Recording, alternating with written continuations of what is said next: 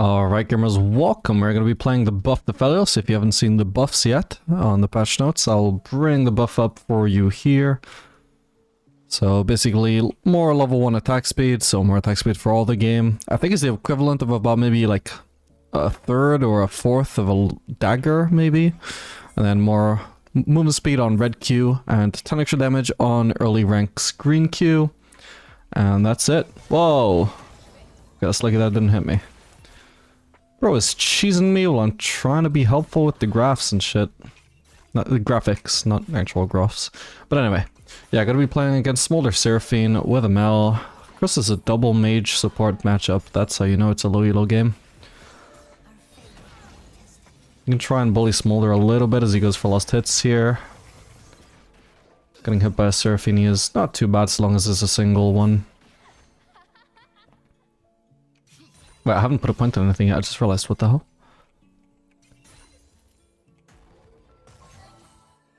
Yeah, Aphelios level 1, pretty good against champions who don't just have like insane burst. So fisting Smolder, we're just outranging him really hard. As long as we can't be all in, we're generally going to be fine in these trades. Oh, that sucked though.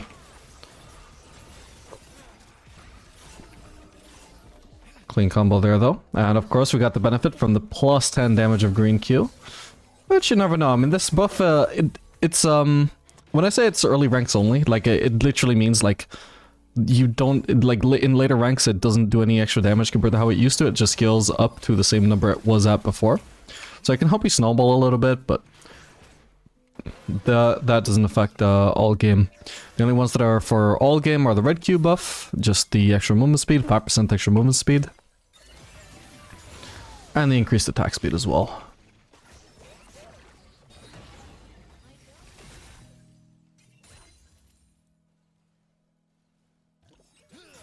We are getting ganked. We also have a Rengar around though. Ooh, I misclicked there. I might be in trouble now, we'll see.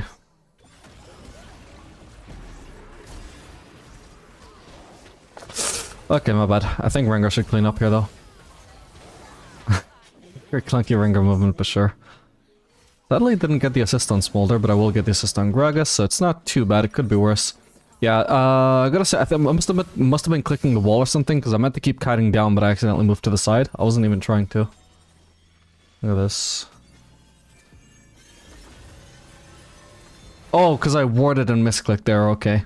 Yes, so when I was warding here, I must have accidentally right-clicked. That wasn't my intention to start moving there.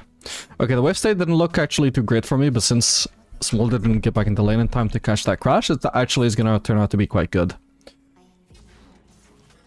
So it's not the end of the world. This actually is going to result in me getting a lead up a Smolder. Even if he had a kill over me, like if he had managed to get the last hit on me, I would say this is still worth for us, because in the long run we're going to end up massively ahead in XP here, and then actually to that purpose I'm going to last hit as many of these minions as I can before Mel gets back into lane. Just because I want to get as much soul XP as I can, because Smolder's getting soul XP right now as well, and I don't want him to get ahead of me. This is also a smart flank, I would say. Sadly she got cut out though. This is way too greedy though.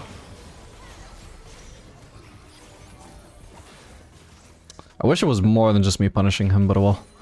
Even with the Seraphine trading back onto me, that's still a good trade. Even if only barely.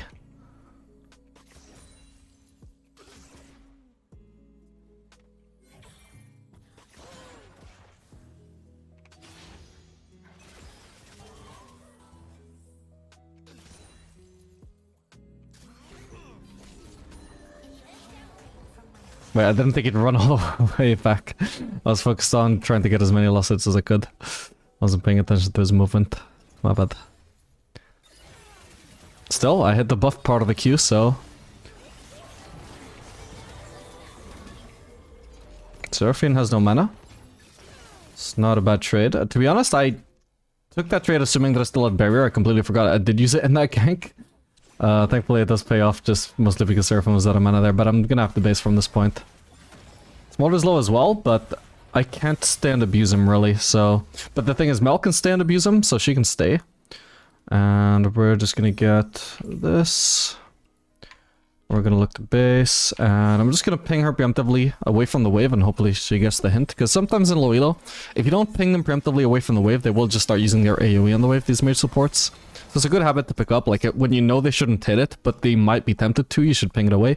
Sometimes they listen to you, sometimes they don't. Sometimes they actually go out of their way to hit the wave because you ping them back, if they are truly depraved. But I find it generally helps more than it doesn't to at least try and ping them off the wave, and hopefully it helps.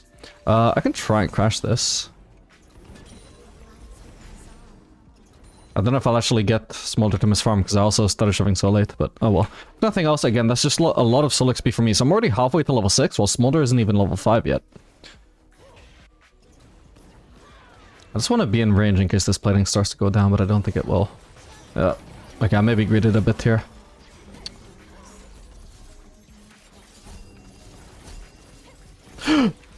The loss of vision, no! I should have ordered the brush sooner. That wasn't actually too bad of a fight. I shouldn't have really have been there. I just got caught off guard by them choosing to all in me, but I also should have won that fight. If I could at least get an assist on Smolder, that would be great. Ah, okay, no assist, but I'll take it. I'm not gonna buy anything here. I could buy a dagger, but I feel like it's too early to be buying berserkers in their shitty state these days. Okay, this is a situation where I should be pinging Mel back, because this wave state is perfect for me if it just stays intact.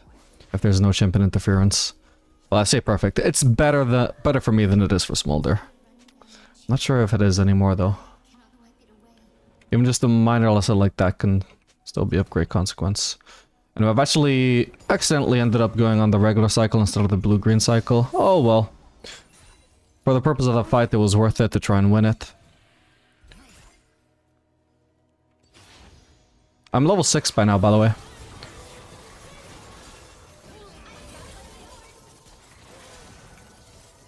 So this time the 1v2 works. It seems silly, like I just lost the 1v2. Why am I gonna try it again? But again, like I should win it. Especially this one being level 6 with red-white of all weapons, of course. Red-white. By far the best weapon at 1v2ing generally.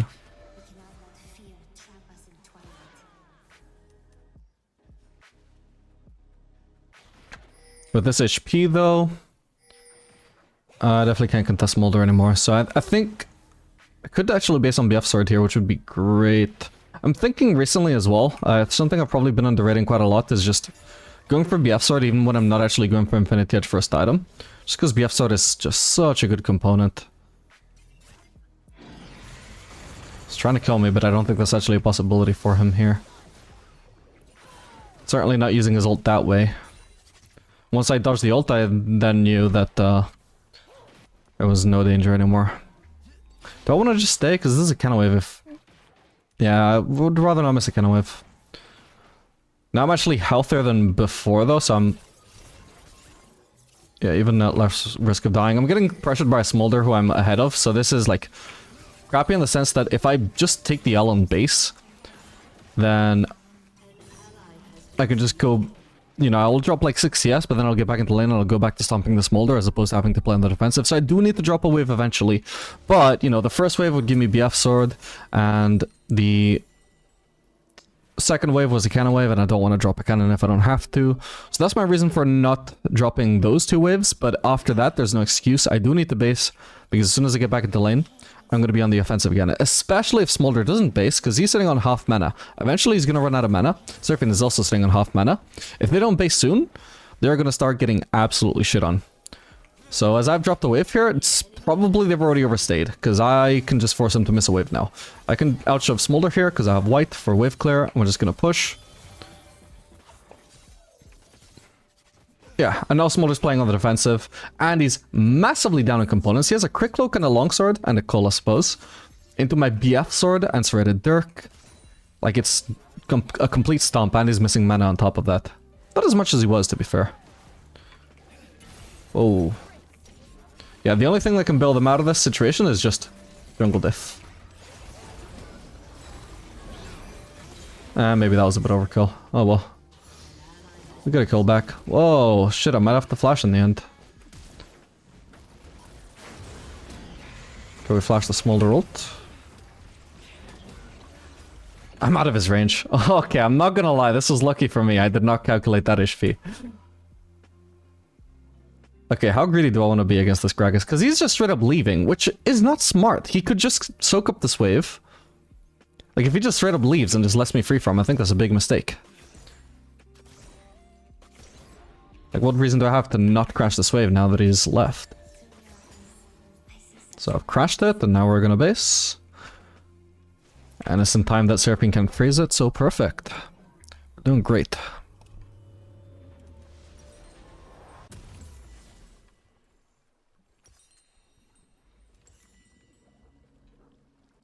But yeah, for a fight like that, for example, if I had not gone for BF sword, I would instead have pickaxe. So if I do pickaxe and longswords, you actually get a similar amount of gold. Sorry, similar amount of AD per gold spent as you would with BF sword. Maybe slightly less, but overall comparable. So A-OK in that regard. But the thing is, if I'm only gonna go longswords if I actually want to do Lord Dominic second, right? Which, what if I don't? And I couldn't even afford like 2 longswords there. I could only afford 1 longsword. In which case, like, it's literally a matter of 10 AD versus 45. Which isn't great. Oh, hang on. Or 35. Basically, if I didn't go for BF sword there, I would have to go for pickaxe. And then anything else I could pick up really, unless I'm willing to go for components of a second item like Lord Dominic's, and just settle for longswords, is I could only do daggers, or I could do a crit cloak, and both of those are just so much worse than BF sword.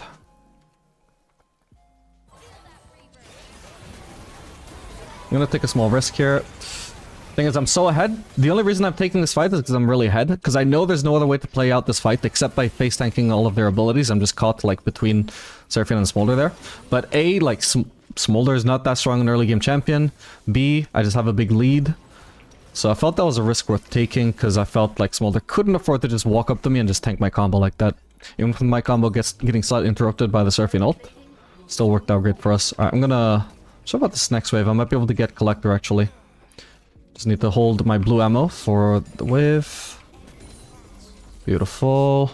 And oh my god, the wave clear and loss setting and everything, when you go for this BF sword build path, it's just so smooth. Love it.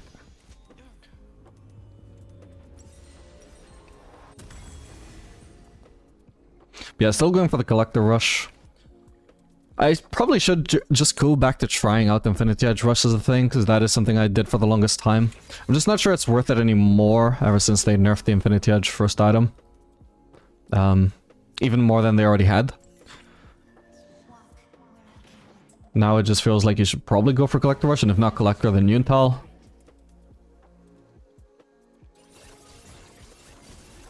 But yeah, I should maybe just try out Infinity Edge Rush again. Because Aphelios is one of the ADCs that benefits from the crit increase the most, since all of his abilities scale with crit. Oh my god, this is unlucky timing. Let's hope I can escape. Okay, not too bad.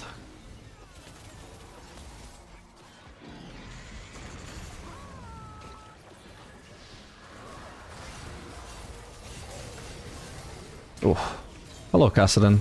This guy's gonna get destroyed. He does not have the burst to be killing me. I've also heard that Kassadin is terrible right now. Apparently they made some changes to him. Oh man, I just can't finish him. Oh my god, okay, Sett is gonna destroy me though. I'll do as much DPS to him as I can, just before I die. Okay, I did not notice the top laner was here. Looks like he can't cope with his own lane. Came to bully someone half his size. Typical top laner behavior. Can almost afford another pickaxe. I think that's going to be worth it over finishing my berserkers.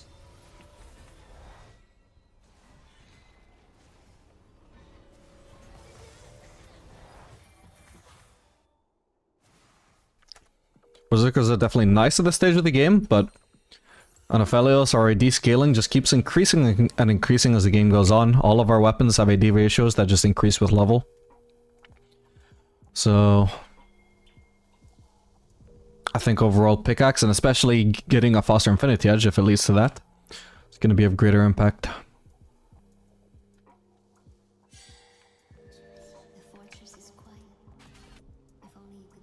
Alright, I think the set had the flash on me there at least. There's a lot of roses spawning here. Oh my god. Missed all set for that one. There's another one spawning here. Okay, they're actually all over there. I need to stop collecting roses and push this wave so I can get this free turret.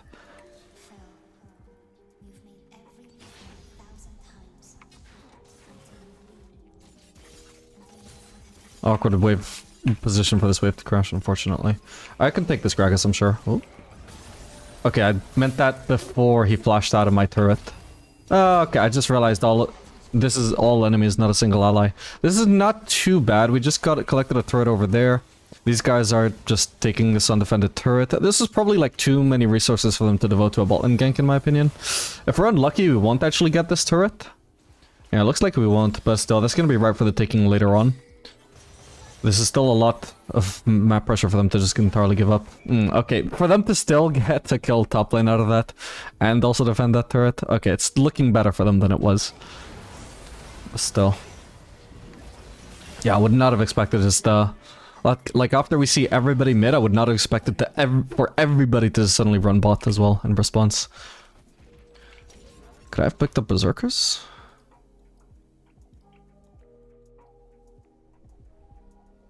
Oh, I just randomly got a lot of gold. I don't know why I got gold. Oh, a turret. Okay, I didn't notice that. Anyway, let's try and pick up these roses as well. Oh, another one here. Alright, this time the turret should go down. I also got a little bit unlucky with the wave crashing right in front of the turret where I couldn't actually focus the turret. No biggie. That was before, obviously, but now it's fine.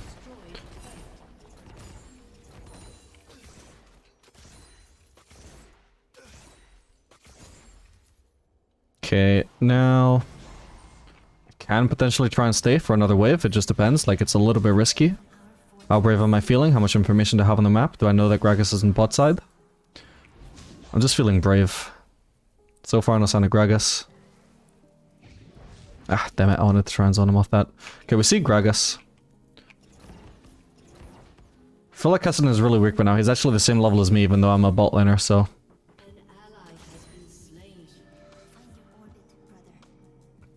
I just need to keep an eye on the map because I don't want to get ganked. But right now, at least we see Gragas is dead. So I think I should just be fine here. We're going to try and pressure Kessin as hard as we can. If we waste ult, it might actually be a chance to kill him. Okay. Right now, there's too much minion cover for him. Gragas will be respawning soon. I also don't know where Seth is, so this is a risk I'm just willing to take right now. Thinking by Seth, but I eventually saw him top. Okay, for now, I can actually afford Infinity Edge, so I'm probably just gonna base here. We also know that Gragas is alive now, so any more time spent fooling around with this Kassadin is probably not gonna be wise.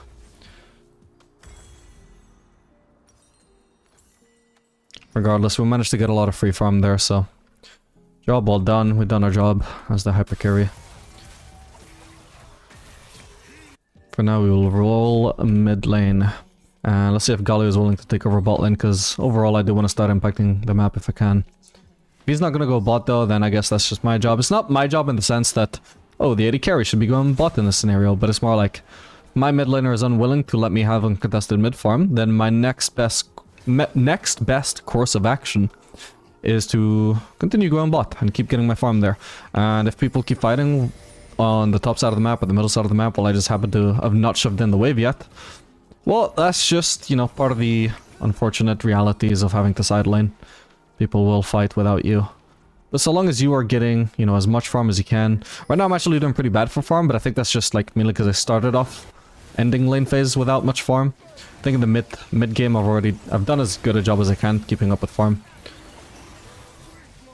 With any luck I'll actually make up for the lost farm in lane.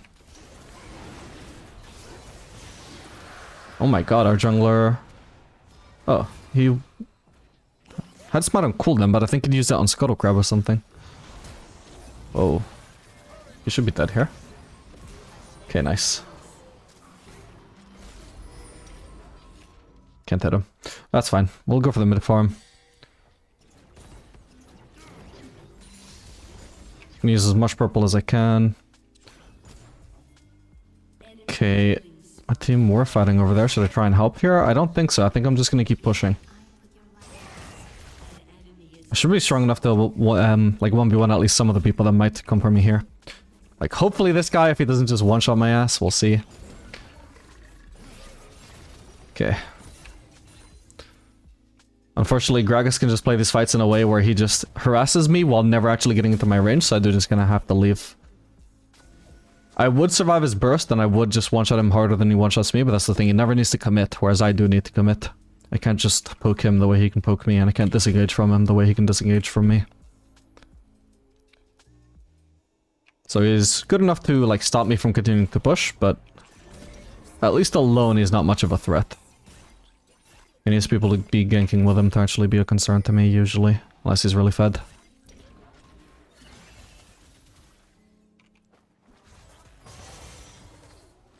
Actually, I could have a hell of a combo set up here if...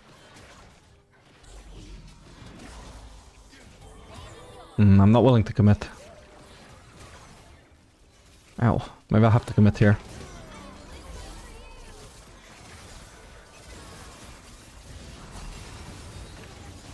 He's dead.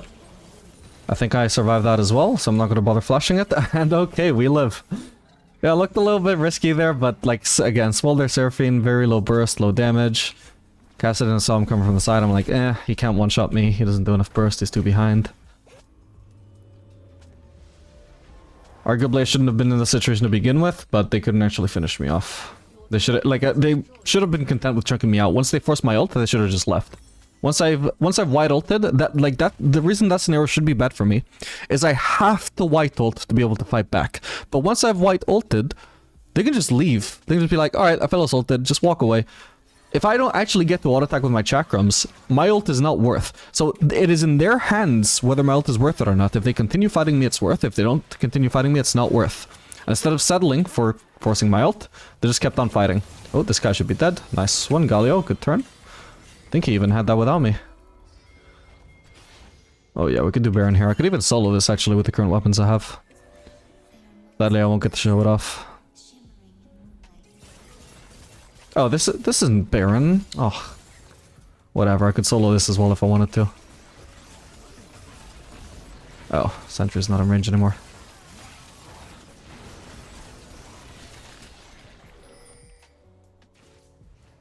Somehow I felt like we were later into the game than that, probably because lane phase has been over for me for ages.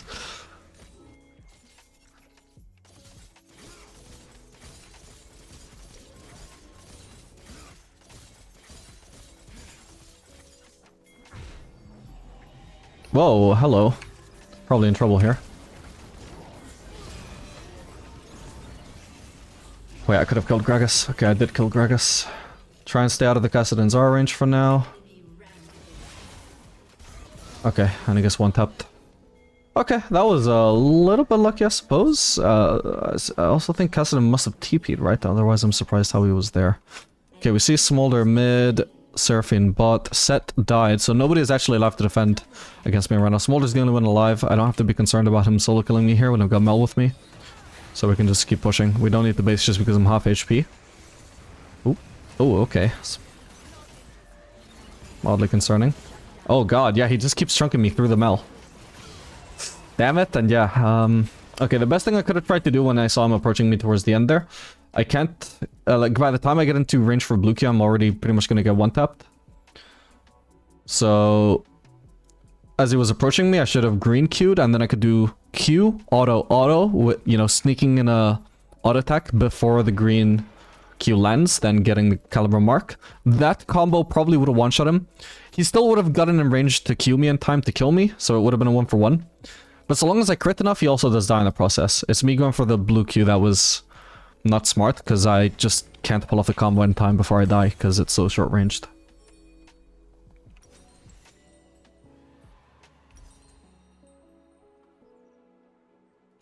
Okay, probably gonna want to go for shield bow here, because their team plays like psychopaths. Especially their Gragas.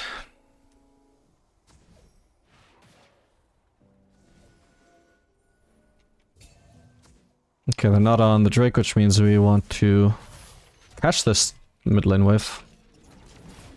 Ah.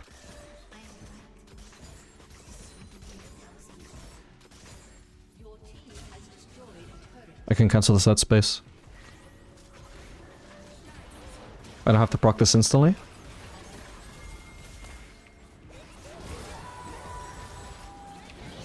Four mana in front. Chronomult. I don't know what Seraphine died to, but...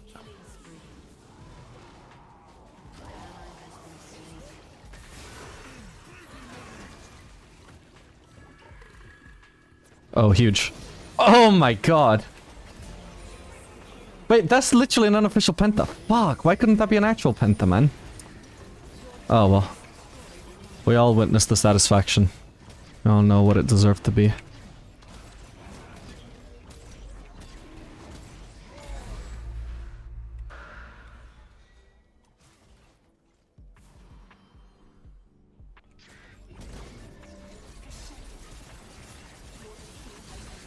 I could also just try and solo Baron before this game ends, just for stall points. I think I'll do that.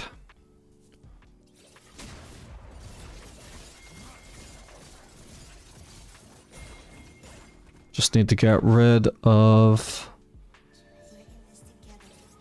one more red. Actually, I can get rid of the lost red ammo here. Watch this, hang on.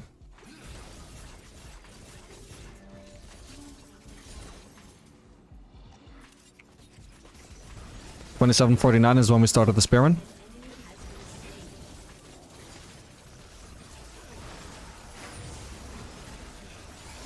Okay, 9-second Baron duo, I guess. Rengar joined in, but I did 90% of the work. That would have been a 10-second Baron solo with only 3 items. Not too bad. We could also do it even faster if we actually get luckier with the Baron wasting an ability that's not going to one-shot Sentry. Because it just attacked Sentry directly and killed it into attacks. But it has one attack, which is just a really long animation just to do, like, not enough damage to one-shot Sentry. So Sentry stays alive longer. What the hell? This is desperate. Nice. Oh my god, does he live? No, he doesn't.